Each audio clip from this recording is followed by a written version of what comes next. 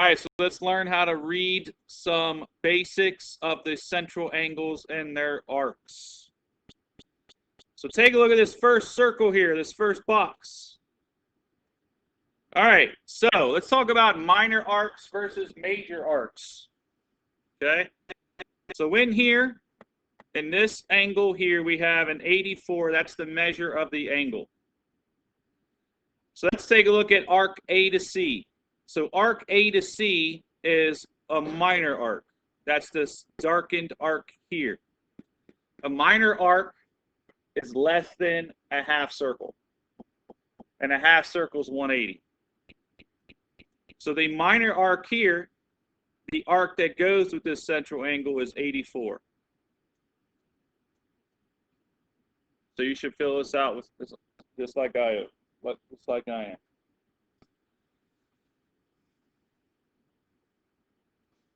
So look at this second arc.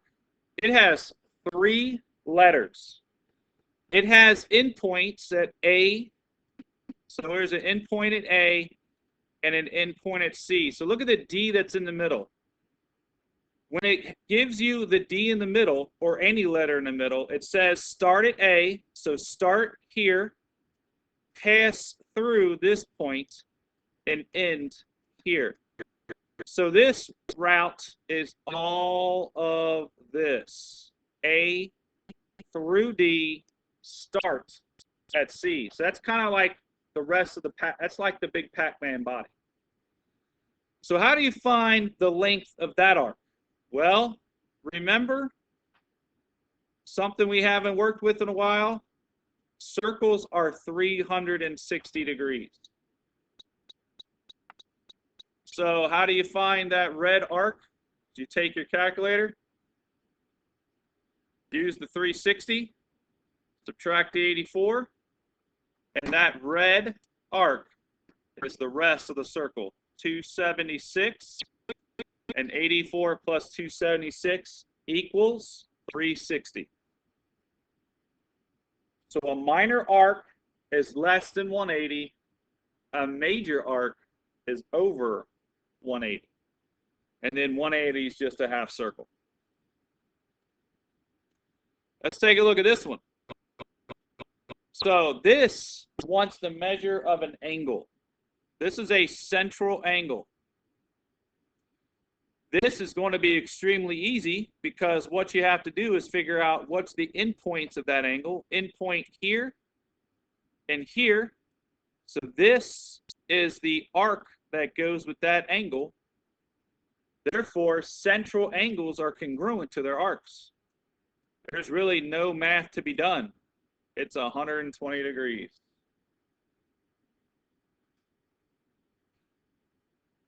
Central angles are equal to their arcs. All right, so let's get into some application here. So take that basic idea and let's go ahead and do some questions.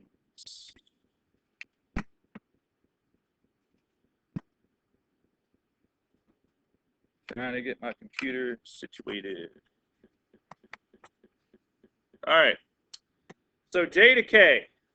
All right, so J to K. So what I like to do is when it comes to circles, honestly, I like to just work the puzzle and find everything on the picture and worry about the answers later, okay?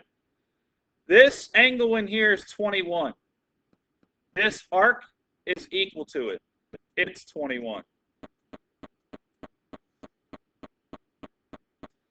You should see in the center here, you should see vertical angles from the first week of geometry. Vertical angles are congruent. So this right here is 21 as well because it's vertical to 21. And this arc is equal to that angle. So all that stuff there, all those red things there are equal. The central angles are equal to their arcs.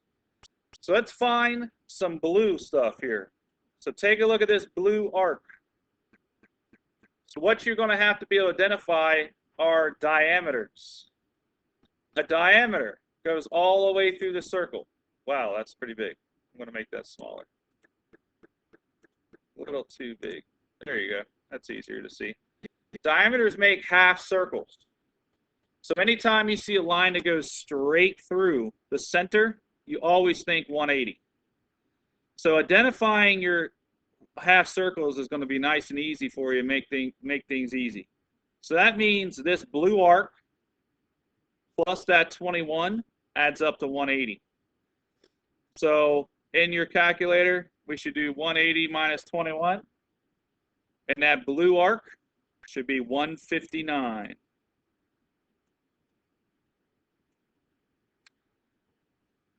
I used a half circle there. There's more than one half circle there. So this means this central arc is equal to it because it's equal to its arc. This central angle is vertical, and that means this arc is also 159 because it's equal to the central angle. And now you can go into all this information and just start filling it out. So J to K is this red little arc of 21. Angle JNM. Let me make sure you remember how to read an angle. J to N to M is going to be this blue 159. So that's going to be 159 right there. K to L. K to L is 159. Now look at this. I want you to see something here.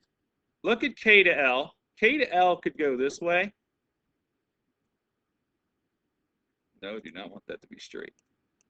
I guess it won't let me do straight. So K to L could be all this way,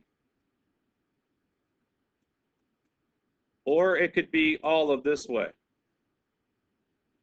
So how do you know which way to go? If it wants K to L, an arc, you always take the shortest route. Always take the shortest route. So that means it wants this K to L, 159.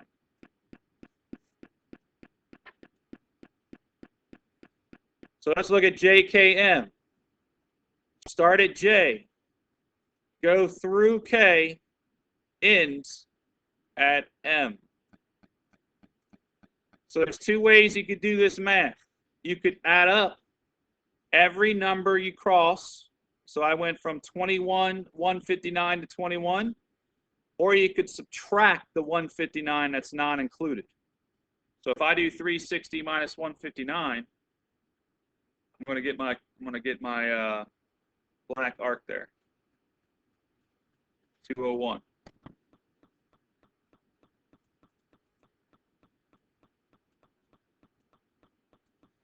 MKL, start at M. Make sure you hit K before you hit L. So look at this, wants all of this. This is MKL, all of that. So if I was you, I would just take 360 minus 21. So it's all of it but the 21. 360 minus 21, 339.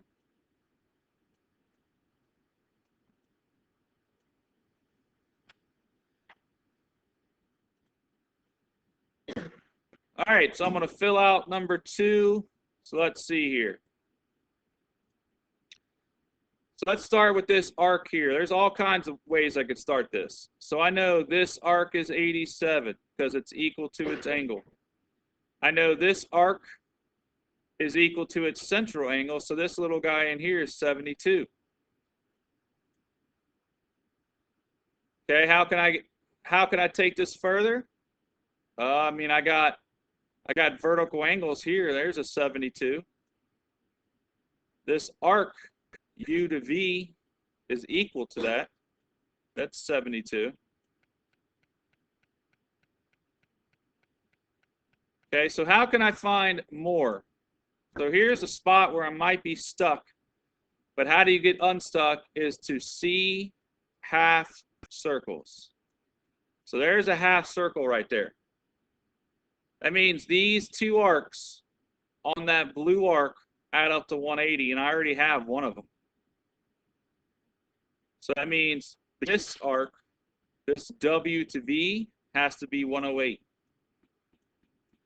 Now they add up to 180. And this central angle here is 108 because it's equal to its arc.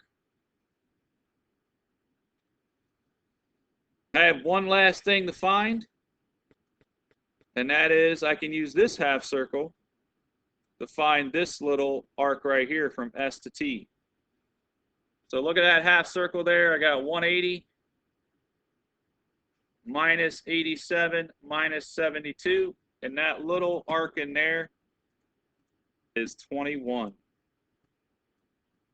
And its little angle in here is 21 as well. Oh, I'm not going to keep that in there. It's hard to read. And then you just go through here and start answering stuff. All right. So let me show you how to answer and fill this out. UXV. Let's take a look at UXV. So where can I start? Where's U? UXV. Well, UXV is 72. It's whatever that mouth is eating. UXV is 72. Arc S to T. Looks like S to T is 21. 21 is between S and T. Arc W to V. Arc W to V is this 108.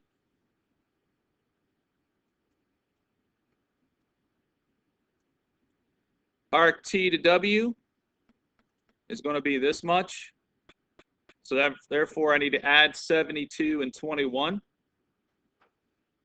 So what is that? 93. Yep. And then arc TVW. So I got to start at T, go through V, and then end at W. So basically now I'm just taking that green one I already found and just subtracted it from 360. That's what it looks like for the whole blue one is. So what is that? 360 minus 93, 267.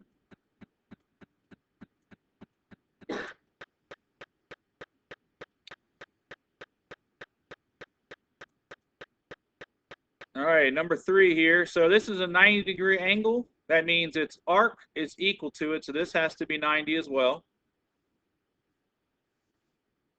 Hopefully you recognize this straight line and know that its arc is 180. That's why I get to call this 90 as well, and this a right angle.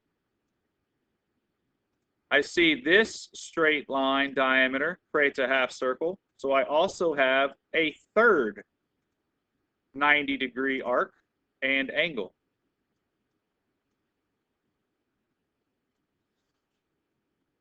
Okay, so these two are vertical. This is vertical, so that's 90, and this is 90. So that means this arc here is just going to be 90 minus 34, and that should be 56. Hopefully that wasn't too bad with all those right angles in there to help out.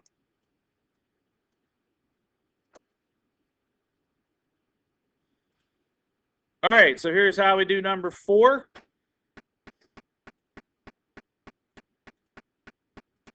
So I already have one arc is 19. It's congruent to its central arc. This is vertical. So that's 19. And this is 19. This is equal to that arc. Okay, so I see two things. I do see a right angle, which is going to help because these two angles add up to 90 because of this right angle box. So that means this angle in here I'll make blue is 71 because 71, that's not 71, is it? Okay, I thought it was 61 for that. I haven't had a brain fart. 71 plus 19 is 90, and then that means this arc is 71.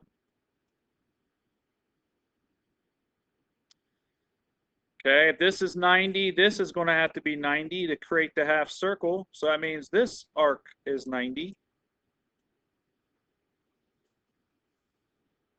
And to get that last pretty good big arc in there, make sure you see this diameter. And that means all of this is 180. And now you can take 180 minus 19. Is that 161? And you will get this arc and this angle. And then you start filling out the pieces that it wants.